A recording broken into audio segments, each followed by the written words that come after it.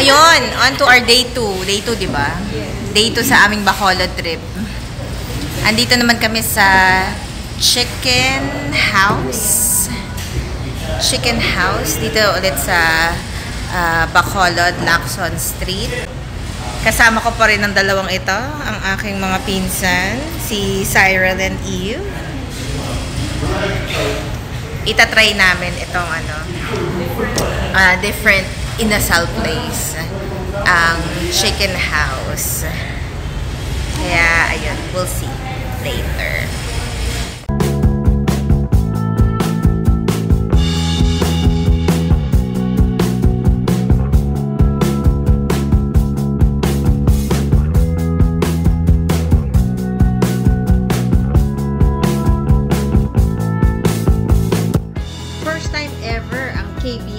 Kajos Baboy Langka. Ayan. First time namin makakain ng kajos. Of course, specialty yan dito sa Bacolod.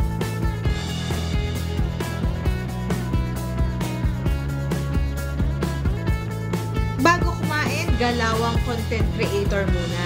Picture, picture!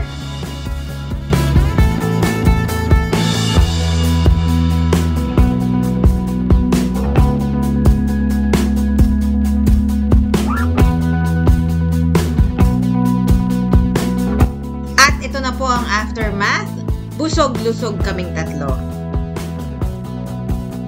So, we're off to our next destination at maghahanap tayo ng isang dessert place along Lacson Street. Tignan niyo naman si Mars, ayaw mainitan.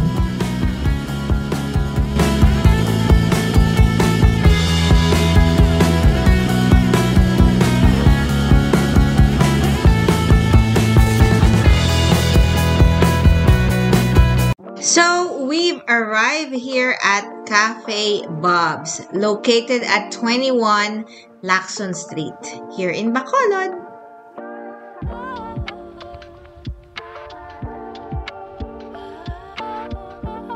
Tara guys, let's go inside. Tignan natin kung anong makikita sa loob ng Cafe Bob's.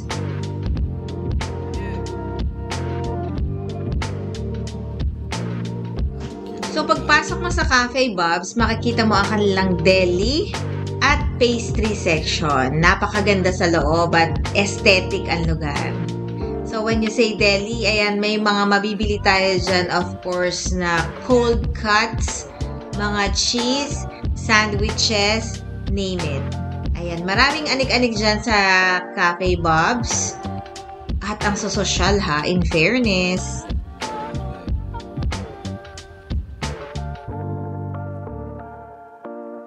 So, this is their pastry section. Talaga namang nakakagutom as in. Look at their pastries and cakes. It looks like mag-e-enjoy talaga kaming mga magpipinsan dito.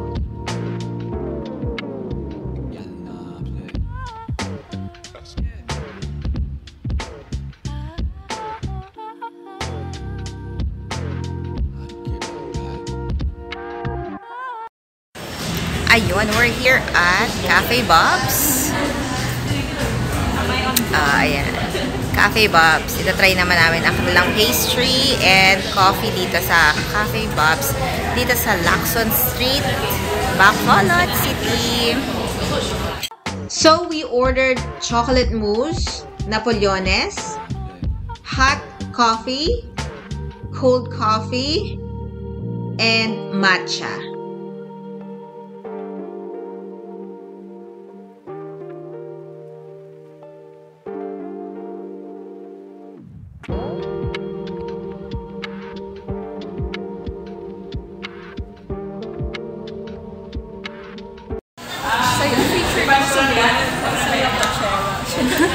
Ano masasabi nyo kay Cafe Boss? Cafe Boss nga. Ay, Cafe Bob's. Sarap, diba? Oh, 5 star. Ito yung totoong mo. Ay, yes. Ay, nasabi. Ang sarap.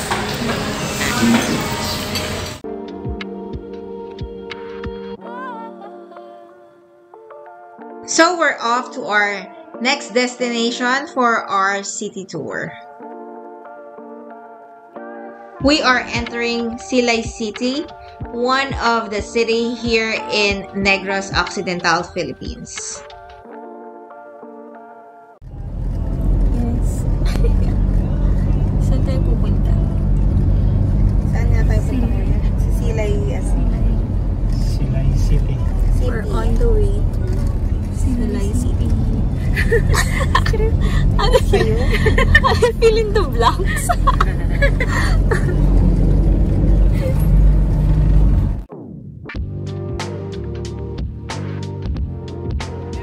So we've arrived here at San Diego de Alcala Church or San Diego Pro Cathedral Church. And this is the only church in Negros Occidental with a dome.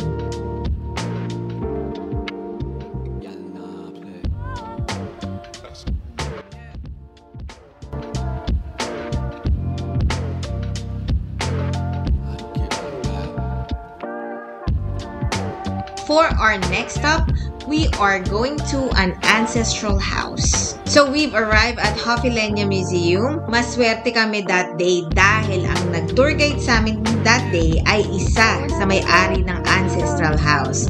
His name is Rene Hofilenya. That's Machuca Tiles. If you go to the other old houses like the ruins, you will see that also Machuca Tiles. And pati yung ilaw namin, original pa yan. You cannot see that anymore. And the oldest part of the house is the staircase. Galing pa ito sa house ng grandmother ko. It was transferred here. And this is made of balayong, ironwood. It's harder than Nara. And Nara, hindi ba, termite free din ito. And then they didn't use any nails before. Human pegs pa. Wooden pegs pang hindi human wooden pegs pang ginagamit nila. Okay.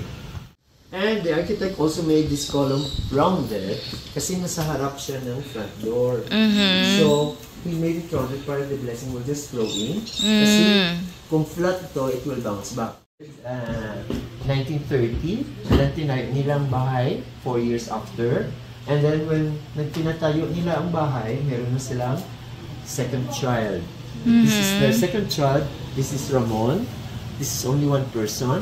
Nakalagay siya dyan kasi he's the most important person in the house. He was the one who converted this house into a museum. So lahat ng makikita ninyo rito is about himself and his collection. Sa arts, that's my brother si Ramon. He used to be an actor on stage. Nagtuturo ng pianong dalawa, nagtuturo ng ballet, nag-violin, and ito, operatic singer. Meron siyang 5 anak na palagay ko kilala niyo ang apo niya. Si Carla Abellana. Oh, okay. So, hindi nyo kilala ang father? Si PJ. Oh, matanda na pala siya. Kilala niyo si PJ. Artista rin po. Oo, artista rin. So, taga-silay sila. Okay. And I would like to introduce myself. Dati ako sumasayaw sa Manila Metropolitan Theater during the time ni Imelda Marcos. Okay. And this piano is more than 100 years old. Once you see a piano with a candelabra, that means to say it came from Europe. So this is from Germany. And Steinway ang brand name niya.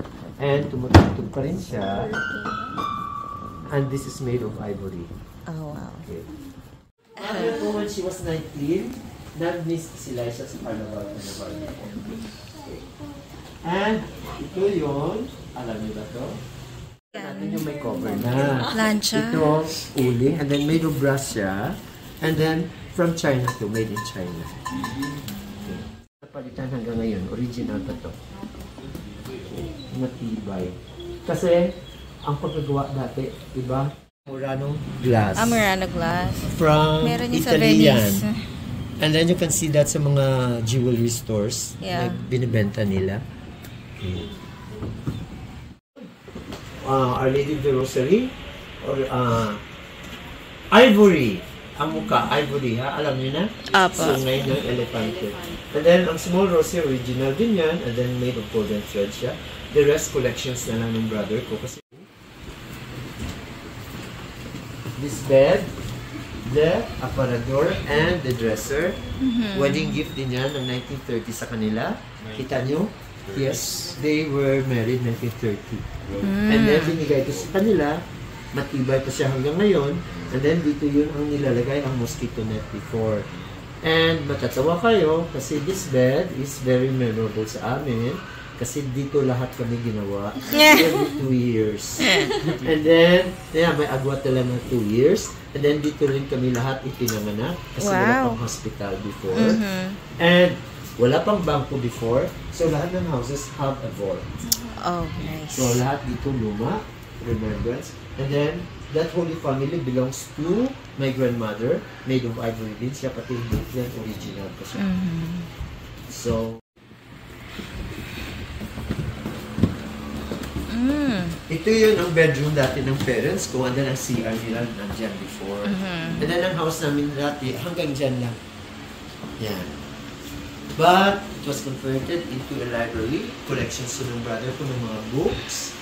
And, may ipakita ko sa amin.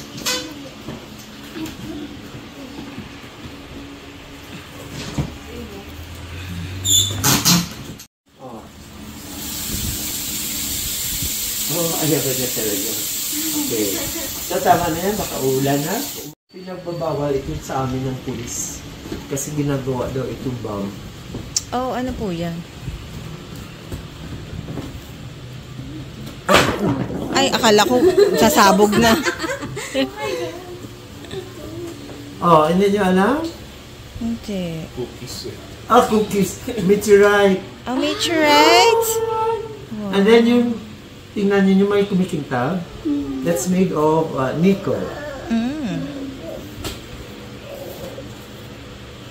And then pag ginawakan niyo, malamig siya. Kasi it has an energy inside.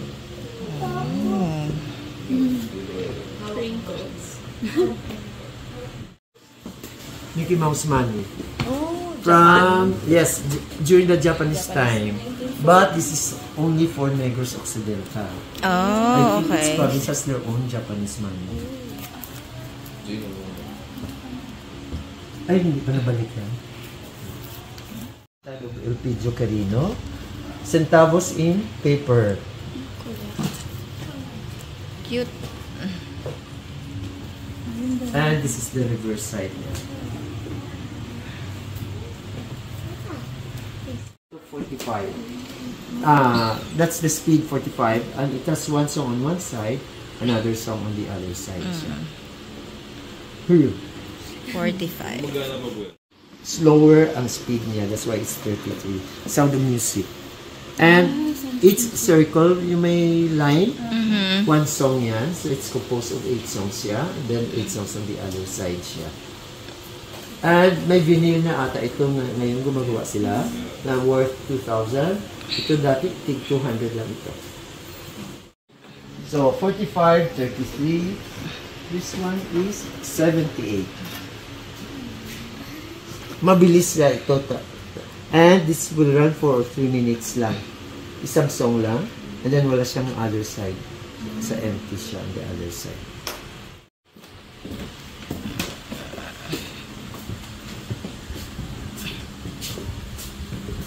You can come here.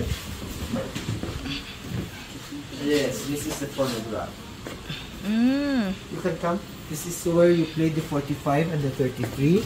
Kaya nga meron siyang 45 and then may 33 siya. Oh. No more. If you put it sa 45 and then you play it, automatically it will go up. It will play there habang umiikot siya. And then ganun. Then back siya. And this is the bigger size of a cassette tape. Have you seen a cassette tape already? Not yet? Hindi nyo naabutan ng cassette? Ito po, hindi ko. Cassette. So this is the bigger version of the cassette. Kasi the bigger cassette version. is covered siya.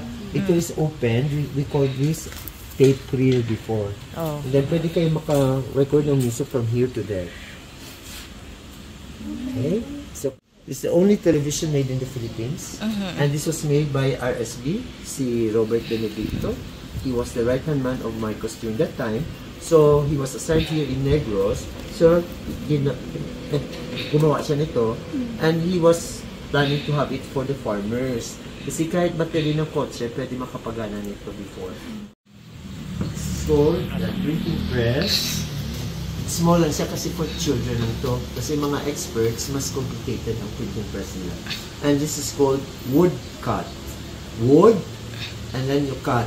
Carve, in other words. Okay? And, naka-carve na kayo, lagyan nyo ng ink. And then you place it there. You cover it. You adjust the height so it can go in. And then you roll it in to be pressed. That's why it's called a printing press. And this is a finished product. This was done by my brother. Pag may nakikita kayong ganito, or mga paintings, but may number sa ilalim, print yan. So, ng number dyan is 1/18. In other words, 18 ang nagawa. This is the first print. And this is the most valuable. It doesn't have any defect. Kasi from the galleon trade na to. Oh, wow. Galleon trade, Galleon 19th century. From Spain to Mexico to the Philippines. Yan. Yes. And usually yung mga old people, pag may mga ganda, tinatago. So, hindi nagamit. And if you come closer, tingnan ninyo ang present bird, it's hand-painted siya. Hindi siya kasama sa porcelain. And this is from Germany, and until now, they're still making these plates. And sa baba naman, Czech Republic. And outside of Silay, may mga nagbibenta ng flower pots. Were you able to observe kanina when you come here, Silay? Nagbibenta sila, and then my brother said, artists who teach them to do artworks out of flower pots. So ito yun ang mga produce na nila. Yan. Yeah. So dala-dala nila yun ang mga maliliit yan para ilagay nila ang tears para after that, singilin nila ang namatayan para mabayaran sila to cry para they're being paid for crying. On to our next destination. It's St. James the Greater Church, located at Talisay City, Negros Occidental.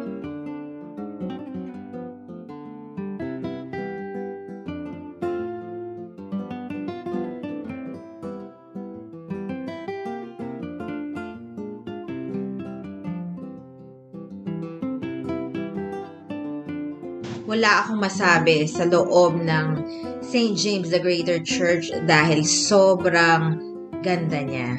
Especially yung mga stained glass na nasa taas.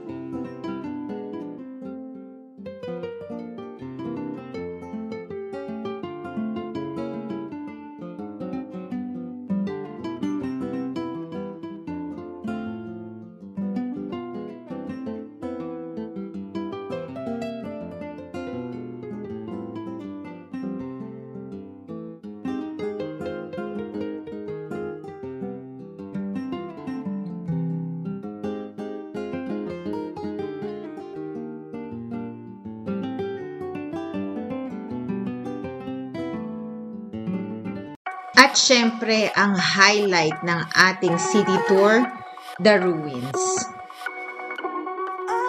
Of course, hindi tayo aalis dito sa Bacolod hanggat hindi natin nabibisita ang the ruins. Sa lahat ng mga teleserye fanatics, especially Kim Chiu fanatics, dito sinut ang teleserye na Ikaw Lamang dito sa The Ruins.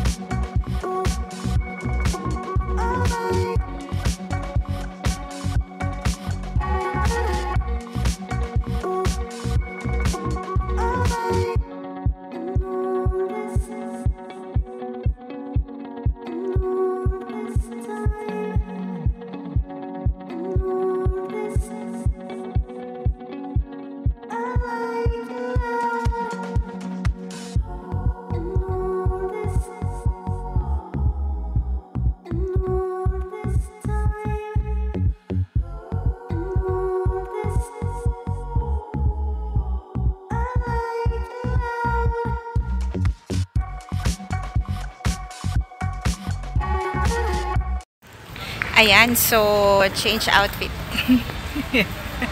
Sobrang kailangan madaming outfit dito.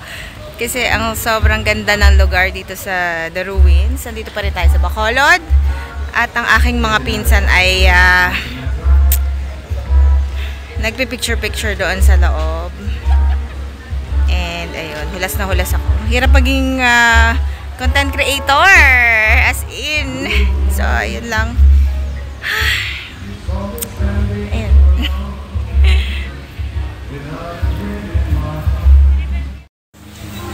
Hello everyone! So, ayun, nandito pa rin tayo sa Bacolod, the City of Smile. And, andito po tayo ngayon sa sa The Ruins. Ayan.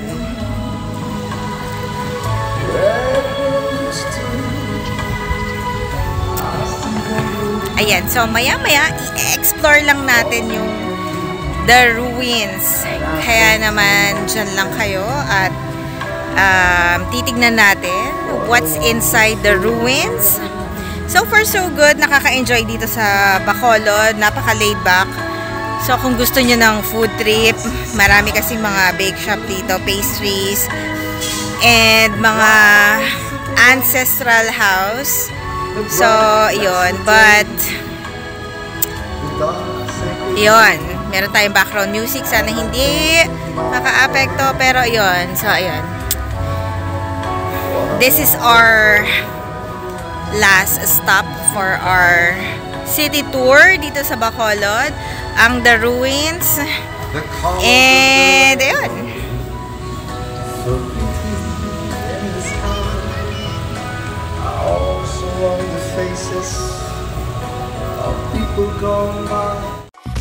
Grabe guys, sobrang ganda dito sa The Ruins. Actually, nung nagpunta kami dito, merong nagpe-prenuptial photos. So, chismis lang muna regarding dito sa Ruins. Ang may-ari ng The Ruins ay si Don Mariano Ledesma Lacson. Siya yung may-ari. At si Don Mariano ay ikinasal sa kanyang asawang si Maria Braga. And then, namatay si wife ni Don Mariano. So, in memory of her wife, ayan, naisipan niyang itayo ang mansyon. At, ang nag-design sa bahay na to, yung mismong tatay ni Maria Braga. At ito pa ang chika. During World War II daw, pinasunog ang mansyon na ito para di gawing headquarters ng mga Japanese. So, ayan ha, alam nyo na ang backstory. Pero, magandang magpunta sa The Ruins. Ang best time daw ay before sunset. Kasi daw, yung mga columns nito ay nag-sparkle because it is originally made of egg white. Diba ang galing?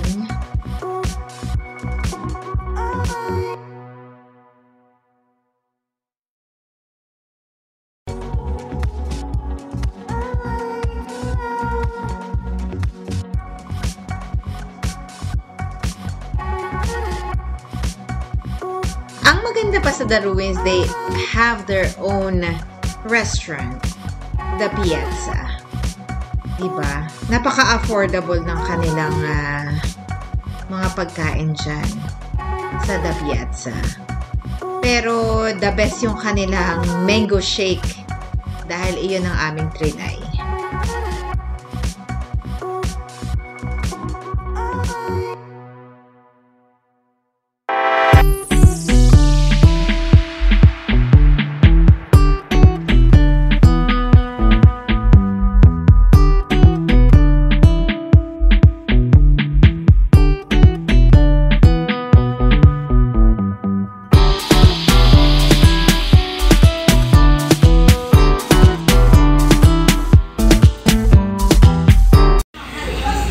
Okay, off to the next pastry store dito sa Bacolod. Walang katapusang food trip.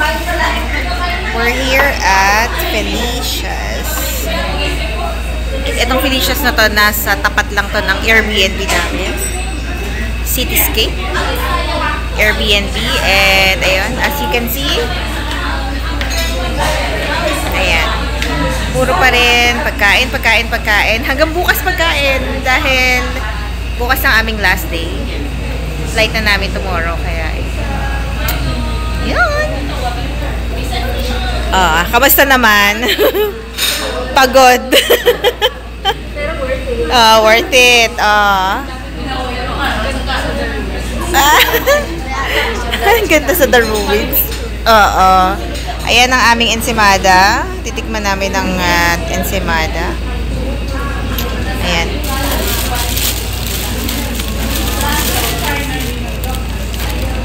At meron kaming biniling macarons para mamaya sa aming TikTok props.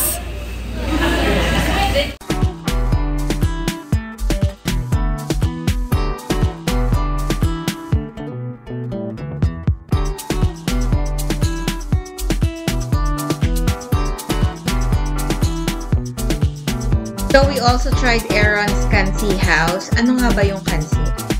Ayan yung parang ano nila yan, nilaga or bulalo. Yun. Ang bulalo sa Iloilo. Made of jackfruit and lemongrass. Pero the best ang Kansi nila.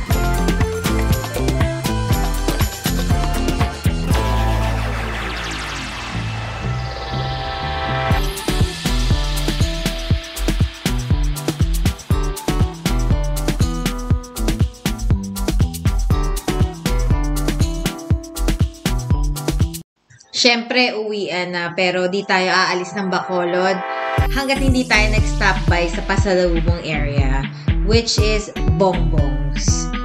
Ayan, pagpasok mo pa lang sa Bongbong's, sobrang daming pasalubong na pwede iuwi.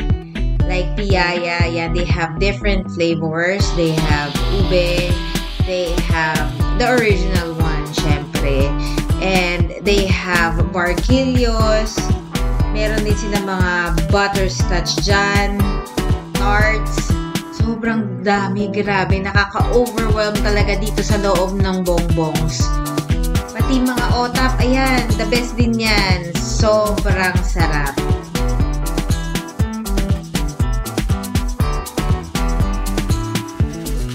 So, itong branch ng Bongbong's na to ay located at 30th Street, Lacson, Bacolod City.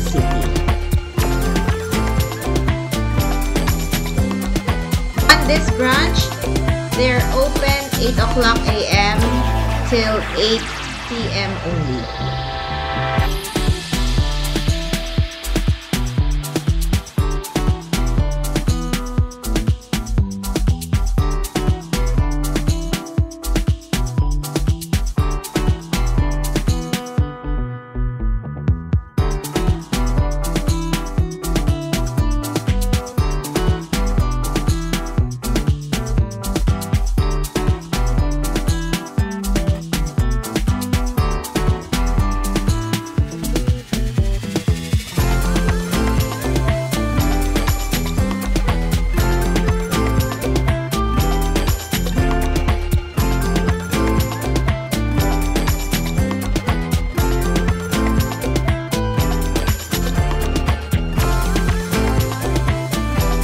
Ayan po ang aming cart ng pasalubong. Kanila lang po yan. Wala pa po ang akin dyan dahil nakabox ang aking pasalubong.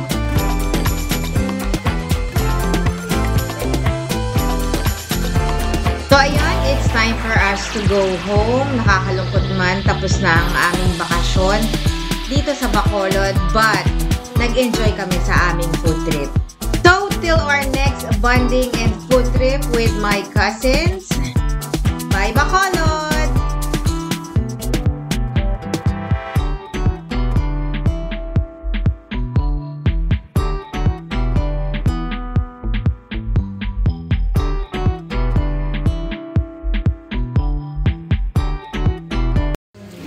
Thanks for watching. Please like, subscribe, and hit the notification bell para lagi kayong updated sa aking mga vlogs. Ganda ng lugar, no? Team Elsie, mega love shout out. And, ayun. Bye, guys! Nag-enjoy ako dito sa Bacolod. Thank you! Bye-bye! Till my next vlog!